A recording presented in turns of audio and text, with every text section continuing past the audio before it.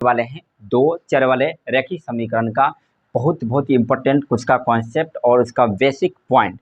तो चलिए हम सीखेंगे कि रैखिक समीकरण क्या होता है। यदि आप 9th या 10th का स्टूडेंट हैं, यह वीडियो आपके लिए बहुत इम्पोर्टेंट वीडियो है और इसमें आपको समझाएंगे कि रैखिक समीकरण का मतलब क्या होता है और रैखिक समीकरण कितने प्रकार का है। तो 9th क्लास में भी पढ़े होइएगा, यदि आप 10th में इस बार अगर हैं तो आप 9th में पढ़े होइएगा। रैखिक समीकरण 8 में भी आप जाने होइएगा रैखिक समीकरण, जिसको इंग्लिश में बोलते हैं लीनियर पॉलिनोमियल, तो सॉरी लीनियर इक्वेशन। तो चलिए लीनियर इक्वेशन का मतलब क्या होता है, हम बचपन से पढ़ते आ रहे हैं लेकिन अभी तक हम नहीं जानते हैं कि लीनियर इक्वेशन का मतलब क्या होता है। तो चलिए यदि आप नहीं जानते हैं तो ये बेसिक कॉन्सेप्ट है, ये बेसिक क्लास है फ्रेंड, ठीक है।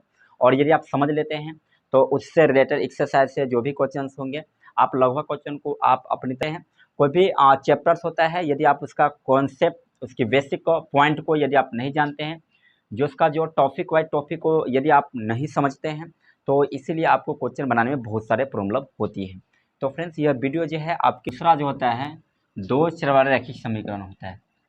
तो दो चर वाले रैखिक समीकरण, दो चर वाले रैखिक समीकरण। तो सबसे पहली बात ये समझिए कि एक चर वाले रैखिक समीकरण का मतलब क्या होता है, जिसको इंग्लिश में बोलता है linear equation in A one variable.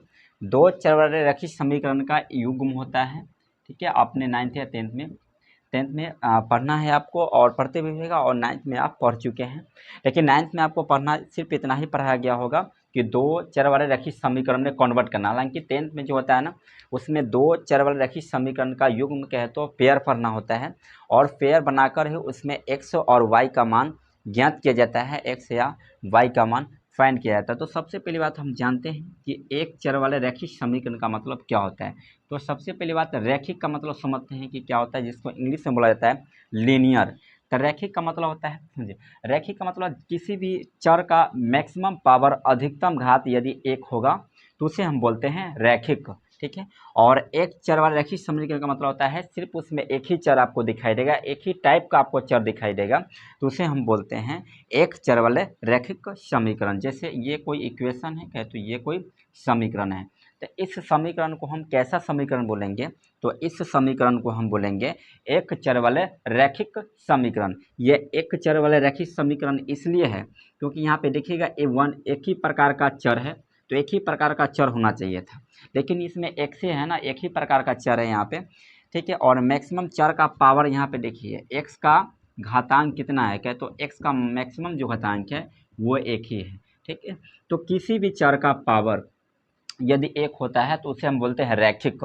और कोई भी समीकरण में सिर्फ एक ही चर हो और एक ही प्रकार का चर हो और उसमें मैक्सिमम पावर एक हो तो उससे बोलते हैं रैखिक समीकरण। ये आपने 8 क्लास में पढ़े हुइएगा, इसको सोल्यूशन किए हुइएगा एक चर वाले रैखिक समीकरण। चलिए जान लेते हैं दो चर वाले रैखिक समीकरण का युग का मतलब क्या होता है। ये आपको पढ़ना है 10th क्लास में, ये काफ़ी बेसिक कॉन्सेप्ट है 10th के स्टूडेंट के लिए कि दो चर वाले रैखिक समीकरण का युग्म का मतलब क्या होता है, पहले इसको हम जान लेते हैं।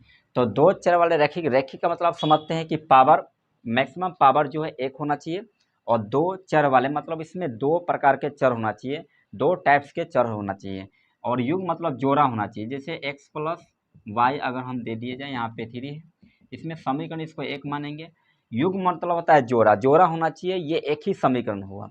तो दो चर वाले रैखिक, रैखिक का मतलब होता है पावर इसमें भी देखिएगा एक है, इसमें भी पावर एक है और दो चर भी होना चाहिए, दो प्रकार का चर होना चाहिए, इसमें भी x है, इसमें x है तो इसमें y है, ये दो प्रकार का चर है, ठीक है। तो इसको बोलते हैं समीकरण एक। और यहाँ पर कोई भी एग्जाम्पल के लिए लिख सकते हैं और यहाँ पे 7 यहाँ पे लिख दीजिए समीकरण 2।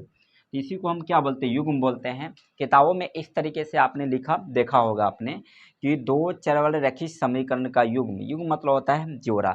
हालांकि हम 10th में x और y का मान ज्ञात करने के लिए हम पेयर बना कर हल करते हैं। हालांकि क्वेश्चन भी जो एक्सरसाइज में जो दिया होता है क्वेश्चन वो पेयर में ही दिया होता है और उसे हमें सोल्यूशन करने होते हैं और उसके बहुत सारे तरीके होते हैं हल करने के लिए, तो उसके लिए हम अलग से आपको समझाएंगे। तो आप समझ गई होइएगा एक चर वाले रैखिक समीकरण का मतलब और दो चर वाले रैखिक समीकरण का मतलब। दो चर है यहाँ पे देखिएगा, अधिकतम पावर इसमें भी एक है, इसमें भी पावर एक है, इसमें भी पावर एक है और इसमें भी पावर एक है, तो रैखिक हो गया। ये x का पावर और y का पावर एक है इसलिए रैखिक हुआ। और दो चर यहाँ पे देख, इसमें एक्स और वाई, इसमें भी एक्स और इसमें वाई, इसलिए इसको बोलते हैं दो चर वाले रैखिक समीकरण का युग्म। युग्म मतलब होता है जोड़ा, एक यहाँ पे हो गया और एक यहाँ पे हो गया, इसलिए इसको बोलते हैं जोड़ा। चलिए अब हम जानते हैं इसके मानक रूप, स्टैंडर्ड फॉर्म पहले जान लेते हैं। तो एक चर वाले रैखिक समीकरण का मानक रूप आपको हम बहुपद पढ़ाए थे, उस बहुपद कहे तो पोलिनोमियल में आपको हम समझाए थे कि उसका मानक रूप कहे तो स्टैंडर्ड फॉर्म। हर एक चीज़ की दुनिया में एक अपनी स्टैंडर्ड फॉर्म होती है, ठीक उसी प्रकार एक रैखिक समीकरण का कहे तो एक रैखिक बहुपद का भी एक अपनी मानक रूप कहे तो अपनी संक्षिप्त रूप होती है, एक अपनी स्टैंडर्ड फॉर्म होती है। यदि हम इसकी मानक रूप की कहे तो स्टैंडर्ड फॉर्म की यदि बातें करें तो रैखिक समीकरण का स्टैंडर्ड रूप होता है ए एक्स प्लस बी होता है, जहाँ ए नॉट इक्वल टू जीरो होता है। इसका मतलब समझिए, इस तरीके से आपने किताबों में देखे होइएगा, किताबों में इस तरीके से लिखा हुआ रहता है, लेकिन आप लोग समझ नहीं पाते हैं कि A not equal to zero क्यों दिया होता है, इसके पीछे रीजन क्या है। तो समझिए आप नहीं जानते हैं कि A not equal to zero का मतलब क्या होता है, लेकिन ए नॉट इक्वल टू जीरो का मतलब क्या होता है समझिए। यदि आप ए का मान यदि जीरो पुट कीजिएगा, ठीक है, तो यह रैखिक समीकरण टूट जाएगा। इसीलिए ए का मान आप क्या कर सकते हैं, जीरो नहीं पुट कर सकते। ए का मान आप जीरो से ग्रेटर देन पुट कर सकते हैं, ए का वैल्यू आप जीरो से स्मॉल देन पुट कर सकते हैं, बट ए का जो वैल्यू होता है आप जीरो पुट नहीं कर सकते। यदि आप ए का वैल्यू यदि आप जीरो पुट कीजिएगा तो ये लीनियर इक्वेशन क्या हो जाएगा, ब्रेक हो जाएगा। जब लीनियर इक्वेशन जब ब्रेक हो जाएगा तो इस समी इक्वेशन का कोई मीनिंग नहीं रह पाएगा, ठीक है। और यदि हाँ, आप ए का मान जीरो से ग्रेटर रख सकते हैं और ए का मान कहे तो जीरो से स्मॉल कहे तो बड़ा छोटा रख सकते हैं, बशर्ते ए का मान आप जीरो नहीं रख सकते हैं फ्रेंड, ठीक है। इसलिए इसको बोलते हैं स्टैंडर्ड फॉर्म। अब इसके नेक्स्ट हम बातें करें, दो चर वाले रैखिक समीकरण का एक अपनी स्टैंडर्ड फॉर्म, एक अपनी मानक रूप। इसका जो मानक रूप होता है, स्टैंडर्ड फॉर्म होता है मानक रूप A X plus B A one X plus B one Y और plus C one equal to zero, और ए टू एक्स और प्लस बी टू वाई और plus C two equal to zero.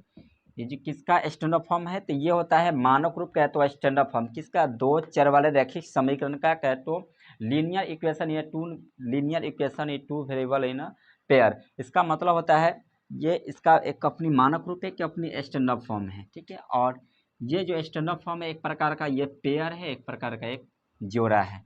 आप इसमें हम ये जानेंगे कि किसके बराबर जीरो पुट कर सकते हैं, किसके बराबर जीरो पुट नहीं कर सकते। इसके पीछे रीजन क्या है समझिएगा। किताबों में इस तरीके से लिखा हुआ रहता है कि A not equal to zero, इसका मतलब समझिए, और B not equal to zero का मतलब क्या होगा। देखिए, A not equal to zero का मतलब होता है कि आप यहाँ पे ए का वैल्यू जीरो पुट नहीं कर सकते हैं। यदि आप ए का वैल्यू यदि आप जीरो रखिएगा ना यहाँ पे, ठीक है, सपोर्ट डेट के लिए यदि आप ए का मान यहाँ पे जीरो रखिएगा तो जीरो इंटू एक्स हो जाएगा ना, और यहाँ पे अगर जीरो रखिएगा जीरो इंटू वाई हो जाएगा। ये समीकरण कला ही नहीं सकता है फ्रेंड, ठीक है। इसलिए आप ए का मान जीरो नहीं रख सकते हैं, बी का मान जीरो नहीं रख सकते हैं, या समीकरण एक में या समीकरण वैल्यू जो होता है एक के जीरो से ग्रेटर देन पुट कर सकते हैं, जीरो से स्मॉल देन पुट कर सकते हैं, बशर्ते ए का वैल्यू जो है ना जीरो के इक्वल आप पुट नहीं कर सकते हैं। यदि आप जीरो के इक्वल यदि इसमें पुट करते हैं तो क्या होगा, ये दो चर रैखिक समीकरण ब्रेक हो जाएगी, इसकी कोई मतलब नहीं रह पाएगी। इसीलिए किताबों में इस तरीके से लिखा हुआ रहता है, बशर्ते हम समझ नहीं पाते किताबों में ऐसा लिखा हुआ क्यों रहता है, ठीक है। यदि आप नहीं जानते तो आप जान गए होइएगा कि ए का वैल्यू जीरो क्यों पुट नहीं कर सकते हैं, और ए का वैल्यू जीरो से ग्रेटर देन और जीरो से स्मॉल देन पुट कर सकते हैं फ्रेंड, ठीक है। तो आपको समझ में आ गया। हाँ, इसको